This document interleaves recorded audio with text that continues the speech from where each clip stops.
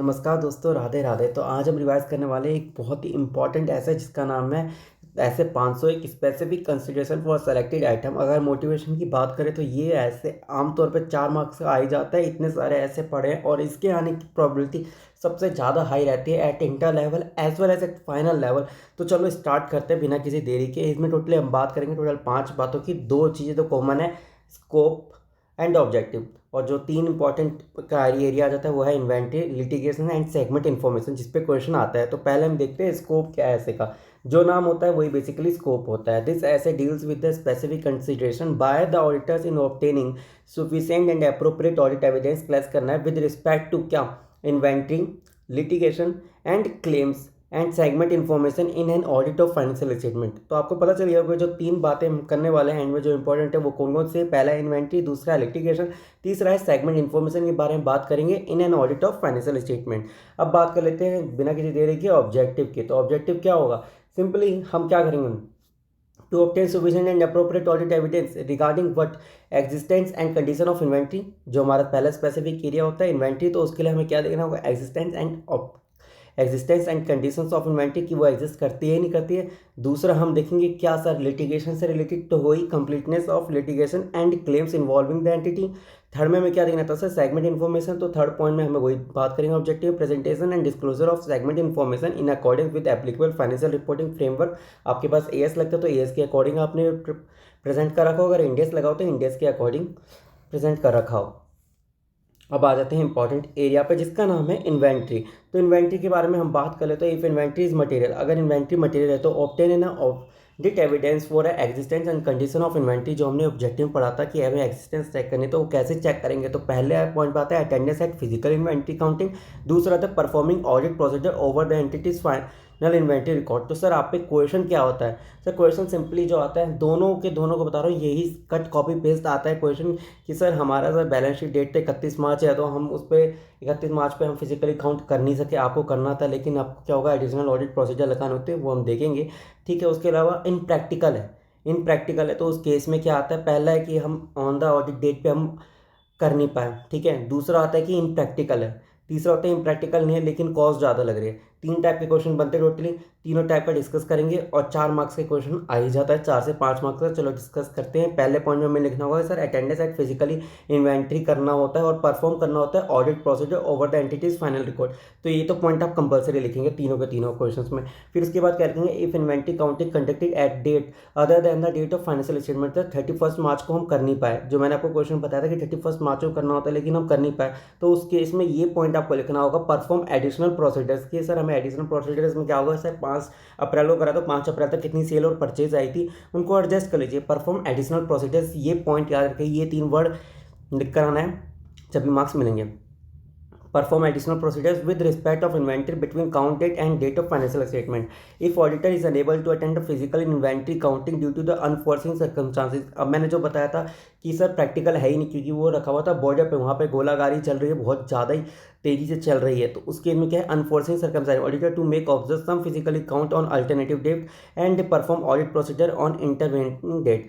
जब आज आज लड़ाई है, अगले 2 हफ्ते बाद आपको लग रहा है कि सर मामला शांत हो जाएगा, तो ठीक है सर हम अल्टरनेटिव डेट पे जाके हम देख लेंगे। If attendance eight inventory count is impractical, sir आपको लग रहा है कि चाइना के साथ हो रहा है सर, अब तो 1 साल तक चलेगा, अब क्या करें, जो कि पॉसिबल ही नहीं है। Auditor to perform alternative procedure if it is not possible to do so modify the opinion, क्योंकि सर आपको पता ही नहीं है कि सर क्या होने वाला है, तो उसके अकॉर्डिंगली आपको अपना ओपिनियन मॉडिफाई करना होगा। Sir qualified opinion, disclaimer, adverse, जैसा आपको लगता है उसके अकॉर्डिंग देना पड़ेगा कि क्या हो रहा है, लिमिटेशन ज़्यादा ही है, एडवर्सली इफेक्ट कर रहा है, क्या कर रहा है, उसके अकॉर्डिंगली आपको मॉडिफाई ऑफ द ओपिनियन देना होगा। आपको बस वर्ड लिखना है ना, modify the opinion, modify the opinion, क्योंकि मैं बार बार रिपीट कर रहा हूँ, क्योंकि क्वेश्चन आता है इंटर एंड फाइनल लेवल पे, दोनों पे आता है। ठीक है, और क्वेश्चन मैंने तीनों बता दिए, वही तीनों में से एक सेलेक्ट होकर आता है।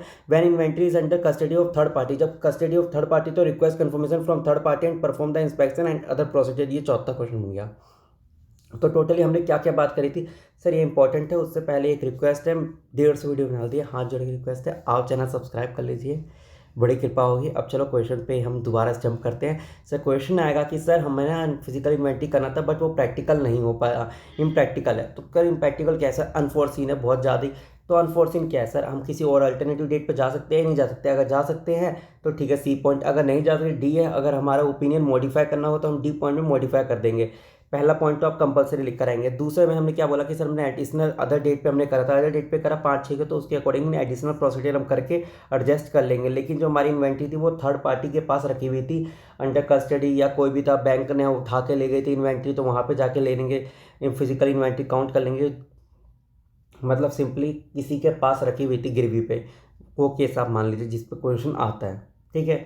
तो उस केस में हम ई पॉइंट लिख देंगे कि अंडर कस्टडी थी, तो उससे हम एक्सटर्नल कन्फर्मेशन ले लेंगे, ठीक है। ये इंपॉर्टेंट है, ये याद करके रट्टा लगा के जाना और क्वेश्चन का रिव्यू जरूर कर लेना, जाते जाते चैनल सब्सक्राइब भी कर लेना, ठीक है। अगर आता है लिटिगेशन, हाँ सर लिटिगेशन एंड सेगमेंट पे भी क्वेश्चन आते हैं, तो स्टार्ट करते हैं बिना किसी देरी के। Auditor to perform the audit procedure to identify litigation and claims by inquiry of management. सबसे पहले तो हम इंक्वायरी करेंगे मैनेजमेंट से, है मैनेजमेंट है, बताओ भाई कोई कुछ डाउट वाउट, कुछ शंका चल रही।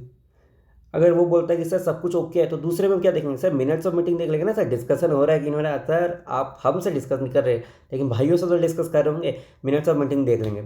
सर आपको पता चला सर इंक्वायरी वाले मैनेजमेंट से हमको कुछ नहीं मिला, दूसरा हमने मिनट्स ऑफ मीटिंग देखा, उसने ना वहाँ से डिलीट ही कर दी चीज़ें, हमें बताया नहीं, मिनट्स ऑफ मीटिंग में ही नहीं आने दी बातें, क्योंकि वो खुद ही बना रहे हैं, तो उसमें से वहाँ पे बातें ही नहीं आने दी, उन्होंने लिखा ही नहीं। तीसरे में क्या देख लेंगे, लीगल एक्सपेंस। सर आप पैसे दे रहे हो तो पक्की बात है बैंक से जाएंगे और हम पकड़ ले में आ जाओगे आप लोग। तो इसलिए लीगल एक्सपेंस का हम एक बार अकाउंट देख लेंगे और हम पता कर ही लेंगे सर कि कौन है वो। इफ ऑडिटर ऐसा the risk of material misstatement, seek direct communication with entities external legal council. Entity के एक्सटर्नल लीगल काउंसिल से हम पूछ लेंगे भाई कि कितना मटेरियल मिसस्टेटमेंट है, क्या इफेक्ट करता है, एक्सटर्नल इफेक्ट करता है नहीं करता। अगर आप अनेबल है communicate with the external legal council तो क्या करेंगे सर, हम जब भी अनेबल होते तो क्या मॉडिफाई कर देंगे ओपिनियन। अब वो देखना होगा ऐसे 705 के अकॉर्डिंगली हम कैसे मटेरियल मिसस्टेटेड है, तो सर परवेसिव भी है तो क्या करेंगे, लिमिटेशन है डिस्क्लेमर ऑफ ओपिनियन। लेकिन परवेसिव नहीं है तो क्वालिफाइड ऑफ ओपिनियन से काम चल जाएगा, बस आपको लिख कर आना है ओनली मॉडिफाइड ओपिनियन, डिटेल में नहीं जाएंगे। उसके बाद हम जाते हैं तो क्या करेंगे सर, रिटर्न रिप्रेजेंटेशन ले लेंगे। अगले पॉइंट पर आ जाते हैं segment information. Please sir channel subscribe कर लेना, बहुत मेहनत करता हूँ लेकिन कोई सब्सक्राइब नहीं करा, 150 वीडियो डाल चुका हूँ, 150 सब्सक्राइबर भी नहीं है। सेगमेंट इन्फॉर्मेशन के बारे में तो क्या ही बताऊँ सर, आप तो अकाउंटिंग पढ़ ही रहे हैं। ऑडिटर को क्या करना होगा, ऑडिट एविडेंस लेगा regarding the representation and disclosure of the segment information in accordance with the applicable financial reporting framework. Applicable financial reporting framework के अकॉर्डिंग सेगमेंट इन्फॉर्मेशन प्रेजेंट करा नहीं करा, उसमें हम दो चीज़ें देख लेंगे, पहले तो अंडरस्टैंड कर लेंगे, दूसरे में परफॉर्म कर लेंगे एनालिटिकल प्रोसीजर। अंडरस्टैंडिंग में हम देखेंगे the method use by the management in determining the segment information. Management कैसे बेसिकली डिफाइन करता है कि वो सेगमेंट इन्फॉर्मेशन रिपोर्टेबल है या नहीं। दूसरे में परफॉर्मिंग कर लेंगे एनालिटिकल प्रोसीजर। एंड जाते जाते आप बता दीजिएगा किस अगले ऐसे पर आपको वीडियो चाहिए, रिवीजन वीडियो, तो मैं ज़रूर उस पर वीडियो बनाऊंगा ही बनाऊंगा। और प्लीज़ रिक्वेस्ट है अगेन हाथ जोड़ के प्लीज़ चैनल सब्सक्राइब कर लीजिएगा। थैंक यू, धन्यवाद, और मिलते हैं ऐसे ही हंसते हंसते अगले वीडियो में। Thank you.